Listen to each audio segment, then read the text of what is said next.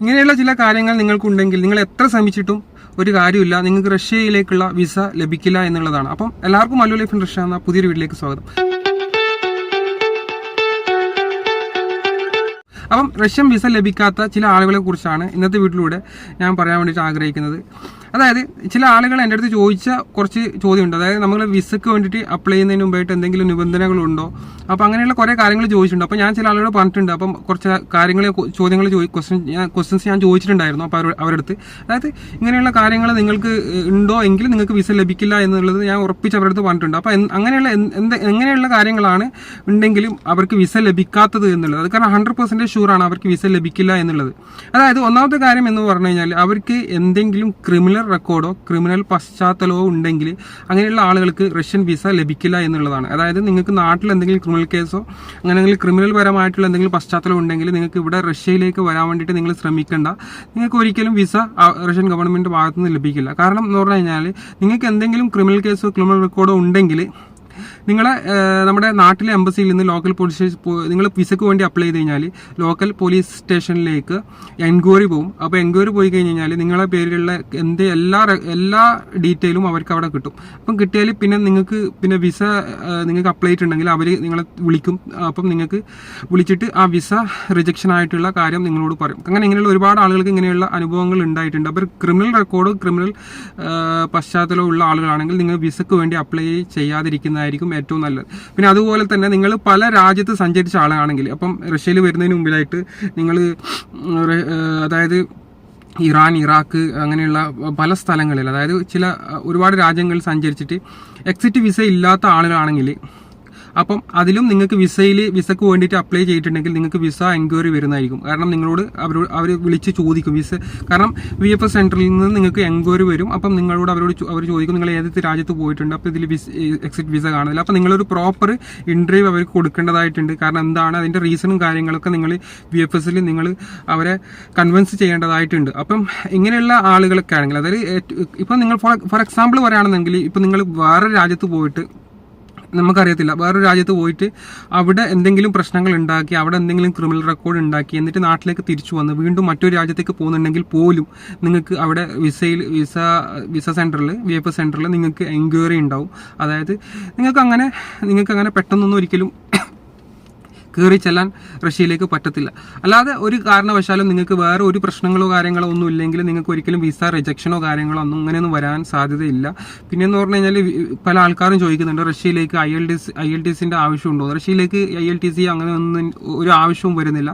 നിങ്ങൾക്ക് റഷ്യയിലേക്ക് പോകണം എന്നുണ്ടെങ്കിൽ നിങ്ങളുടെ കുറച്ച് ഡോക്യുമെന്റ്സ് മാത്രം മതിയാവും. ആ ഡോക്യുമെന്റ്സ് വെച്ച് തന്നെ നിങ്ങൾക്ക് റഷ്യയിലേക്ക് വേണ്ടി വിസയ്ക്ക് വേണ്ടി അപ്ലൈ ചെയ്യാൻ സാധിക്കുന്നതാണ്. അതായത് വലിയ ഒരു ഡിഫിക്കൽട്ടി അല്ലാത്തൊരു കാര്യമാണ് റഷ്യൻ വിസ. പിന്നെന്ന് പറഞ്ഞു കഴിഞ്ഞാൽ ഈ കമ്പനീൻ്റെ അണ്ടറിലൊക്കെ വരുന്ന വിസയൊക്കെ ആണെന്നുണ്ടെങ്കിൽ അപ്പം അതിൻ്റേതായിട്ടുള്ള ഫോർമാലിറ്റീസും കാര്യങ്ങളൊക്കെ ഉണ്ട്. അപ്പോൾ അതൊക്കെ റെഡിയായി മാത്രമേ വരാൻ പറ്റത്തുള്ളൂ. പിന്നെ അതുപോലെ തന്നെ സാധാരണ നോർമൽ ഓപ്പൺ വർക്ക് പെർമിറ്റ് വിസയൊക്കെ ആണെന്നുണ്ടെങ്കിൽ നിങ്ങൾക്ക് ഈസി ആയിട്ട് റഷ്യയിലേക്ക് വരാൻ പറ്റും. കാരണം അതിൻ്റേതായിട്ടുള്ള കുറച്ച് ഡോക്യുമെന്റ്സ് നിങ്ങൾ സബ്മിറ്റ് ചെയ്യേണ്ടതായിട്ടുണ്ട്. ആ സബ്മിറ്റ് ചെയ്തത് പ്രോപ്പർ ആണെന്നുണ്ടെങ്കിൽ നിങ്ങൾക്ക് ചുരുങ്ങിയ കാലയളവിനുള്ളിൽ തന്നെ നിങ്ങൾക്ക് വിസ ലഭിക്കുകയും നിങ്ങൾക്ക് റഷ്യയിലേക്ക് ഫ്ലൈ ചെയ്യാൻ പറ്റും എന്നുള്ളതാണ്. പിന്നെ എനിക്ക് പറയാനുള്ളത് നിങ്ങൾക്ക് ഇപ്പം ഫോർ എക്സാമ്പിൾ പറയുകയാണെന്നുണ്ടെങ്കിൽ നിങ്ങൾ പല ആളുകൾക്കും അറിയത്തില്ല, ഒരുപാട് രാജ്യങ്ങൾ ഇത് ഞാൻ നേരത്തെ പറഞ്ഞതാണ്. അതായത് പല രാജ്യത്തേക്കും സഞ്ചരിച്ചിട്ടുള്ള ആളുകൾ, അതായത് ദുബായിൽ നിന്ന് ഇപ്പം പല GCC രാജ്യങ്ങളിലേക്ക്, അതുപോലെ തന്നെ ഇങ്ങനെയുള്ള ഒരു റഷ്യ അനുകൂലമല്ലാത്ത പല രാജ്യങ്ങളിലേക്കും നിങ്ങൾ സഞ്ചരിച്ചിട്ടുണ്ടെങ്കിൽ, അപ്പോൾ അങ്ങനെയുള്ള രാജ്യങ്ങളിലൊക്കെ സഞ്ചരിച്ചിട്ടുണ്ടെങ്കിൽ നിങ്ങൾ നാട്ടിൽ നിന്ന് നിങ്ങൾക്ക് വിസക്ക് വേണ്ടി അപ്ലൈ ചെയ്ത് കഴിഞ്ഞാൽ ചില ആളുകൾക്ക് ഇങ്ങനെയുള്ള അനുഭവങ്ങൾ ഉണ്ടായിട്ടുണ്ട്. അതുകൊണ്ടാണ് ഞാൻ നിങ്ങളുടെ അടുത്ത് പറയുന്നത്. അതായത് വിസക്ക് അപ്ലൈ ചെയ്ത് കഴിഞ്ഞാൽ നിങ്ങൾക്ക് VFS സെൻറ്ററിൽ നിന്ന് ഡയറക്റ്റ് ഇൻ്റർവ്യൂ ഉണ്ടാവും, അത് അറ്റൻഡ് ചെയ്യേണ്ടതായിട്ടുണ്ട്. അപ്പോൾ നിങ്ങൾ ആ സമയത്ത് തന്നെ പോയിട്ട് നിങ്ങളുടെ കാര്യം എന്താണോ, നിങ്ങൾ എന്തിനാണ് പോയത്, നിങ്ങളുടെ റീസൺ എന്താണ്, അപ്പോൾ എല്ലാ കാര്യങ്ങളും നിങ്ങൾ അവരെ കൺവിൻസ് ചെയ്യേണ്ടതായിട്ടുണ്ട്.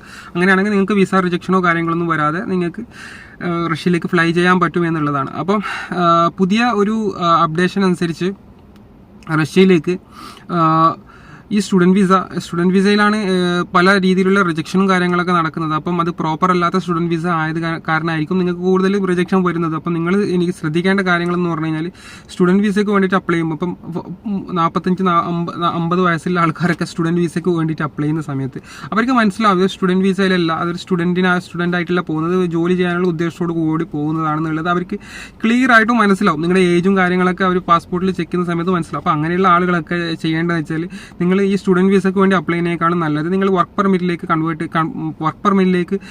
പെർമിറ്റ് ചെയ്യുന്നതായിരിക്കും ഏറ്റവും ബെറ്റർ ഓപ്ഷൻ എന്നാണ് എനിക്ക് പറയാനുള്ളത്.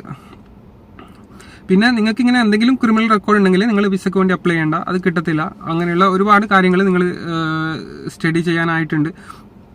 ഇങ്ങനെയുള്ള ഇൻഫോർമേറ്റീവ് ആയിട്ടുള്ള വീഡിയോസ്, അങ്ങനെയുള്ള നല്ല നല്ല ഇൻഫോർമേറ്റീവ് വീഡിയോസ് എൻ്റെ യൂട്യൂബ് ചാനലിലൂടെ ഞാൻ അപ്ലോഡ് ചെയ്യുന്നതായിരിക്കും. അപ്പോൾ പല ആളുകൾക്കും അറിയാത്ത ചില കാര്യങ്ങളൊക്കെയാണ്. കാരണം വെച്ചാൽ നിങ്ങൾക്ക് VFS സെൻറ്ററിൽ പോയാലും പോലും കിട്ടാത്ത ചില ഇൻഫർമേഷനും കാര്യങ്ങളും എൻ്റെ എക്സ്പീരിയൻസ് വെച്ച്, റഷ്യനിലെ ഇത്ര എക്സ്പീരിയൻസ് വെച്ച് നമുക്ക് എൻ്റെ ഇത്ര കാലത്തെ ഇതൊക്കെ വെച്ചാണ് ഞാൻ നിങ്ങളോട് ഓരോ വീഡിയോസും കാര്യങ്ങളും ചെയ്യുന്നത്. കാരണം നിങ്ങൾക്ക് 100% വിസ റിജക്ഷൻ ഇല്ലാതെ വരണം എന്നുണ്ടെങ്കിൽ ഈ കാര്യങ്ങളൊക്കെ നിങ്ങൾ അറിഞ്ഞിരിക്കേണ്ടതായിട്ടുണ്ട്. പിന്നെ നിങ്ങൾ ഇത്രയൊക്കെ പൈസയൊക്കെ കൊടുത്ത് നിങ്ങൾ അഡ്വാൻസ് പേയ്മെൻ്റ് ഒക്കെ ചെയ്ത് ലാസ്റ്റ് വിസയ്ക്ക് വേണ്ടി അപ്ലൈ ചെയ്യുന്ന സമയത്ത് വിസ റിജക്ഷൻ ആയി കഴിഞ്ഞാൽ ഒരുപാട് നിങ്ങൾക്ക് ആ പൈസ തിരിച്ച് കിട്ടണമെന്നില്ല. അപ്പോൾ അതിന് മുൻകൂടിയായിട്ട് നിങ്ങൾ ഈ കാര്യങ്ങളൊക്കെ അറിഞ്ഞിരിക്കുന്നത് നല്ലതായിരിക്കും. കാരണം ഏറ്റവും കൂടുതൽ ആളുകൾ പൈസയൊക്കെ കൊടുത്തതിന് ശേഷമായിരിക്കും സോഷ്യൽ മീഡിയയിലൊക്കെ കയറിയിട്ട് വീഡിയോ ചെക്ക് ചെയ്യുന്നത്, അതായത് റഷ്യയെക്കുറിച്ചുള്ള വീഡിയോയും കാര്യങ്ങളൊക്കെ ചെക്ക് ചെയ്യുന്നത്. അപ്പോൾ അതിന് മുമ്പായിട്ട് നിങ്ങൾക്ക് റഷ്യയിലേക്ക് പോകാൻ താല്പര്യമുള്ള ആളുകളാണെന്നുണ്ടെങ്കിൽ നിങ്ങൾ അതിൻ്റെ മുമ്പ് തന്നെ, അതായത് റഷ്യക്ക് വിസക്ക് വേണ്ടി അഡ്വാൻസ് പേയ്മെൻറ്റ് കൊടുക്കുന്നതിന് മുമ്പായിട്ട് തന്നെ നിങ്ങൾ വീഡിയോ ഇതിൽ കയറിയിട്ട്, നിങ്ങൾക്ക് സോഷ്യൽ മീഡിയയിൽ ഇപ്പോൾ എല്ലാം അവൈലബിൾ ആണല്ലോ. അപ്പം എന്ത് ഇൻഫർമേഷൻസ് ആയാലും നിങ്ങൾക്ക് അവൈലബിൾ ആണ്. അപ്പം നിങ്ങൾ സോഷ്യൽ മീഡിയയിൽ കയറിയിട്ട് ഇങ്ങനെ റഷ്യൻ വിസയെക്കുറിച്ചൊക്കെ നിങ്ങൾ ചെക്ക് ചെയ്ത് കഴിഞ്ഞാൽ ഒരുപാട് ഡീറ്റെയിൽ ആയിട്ടുള്ള വീഡിയോസും കാര്യങ്ങളൊക്കെ നിങ്ങൾക്ക് ഇത് അതിൽ അവൈലബിൾ ആയിരിക്കും. അപ്പോൾ അതൊക്കെ കണ്ടു കഴിഞ്ഞാൽ തന്നെ നിങ്ങൾക്ക് ഏകദേശം കാര്യങ്ങളൊക്കെ മനസ്സിലാവും. അപ്പോൾ നിങ്ങൾ ഒരു കാര്യം നിങ്ങളുടെ വലിയൊരു എമൗണ്ട് നിങ്ങൾക്ക് നഷ്ടപ്പെടത്തില്ല. അപ്പോൾ നിങ്ങൾ വിസക്ക് വേണ്ടി അപ്ലൈ ചെയ്യുന്നതിന് മുമ്പിലായി, പൈസ കൊടുക്കുന്നതിന് മുമ്പിലായിട്ടൊന്ന് സോഷ്യൽ മീഡിയയിൽ കയറിയിട്ട് നിങ്ങളുടെ വീഡിയോസും കാര്യങ്ങളൊക്കെ എന്താണ് ഇതിനെക്കുറിച്ചുള്ള കറക്റ്റ് അപ്ഡേഷൻ നിങ്ങൾക്ക് അറിയണമെങ്കിൽ ഇങ്ങനെ എൻ്റെ ഇൻഫോർമേറ്റീവ് ആയിട്ടുള്ള എൻ്റെ ഈ വീഡിയോസും കാര്യങ്ങളൊക്കെ കണ്ടു കഴിഞ്ഞാൽ തന്നെ നിങ്ങൾക്ക് ഏകദേശം കാര്യങ്ങൾ, എൻ്റെ പ്രീവിയസ് വീഡിയോയിൽ തന്നെ ഒരുപാട് ഇൻഫോർമേറ്റീവ് ആയിട്ടുള്ള വീഡിയോസും കാര്യങ്ങളൊക്കെ ചെയ്തിട്ടുണ്ട്. അപ്പോൾ അതൊക്കെ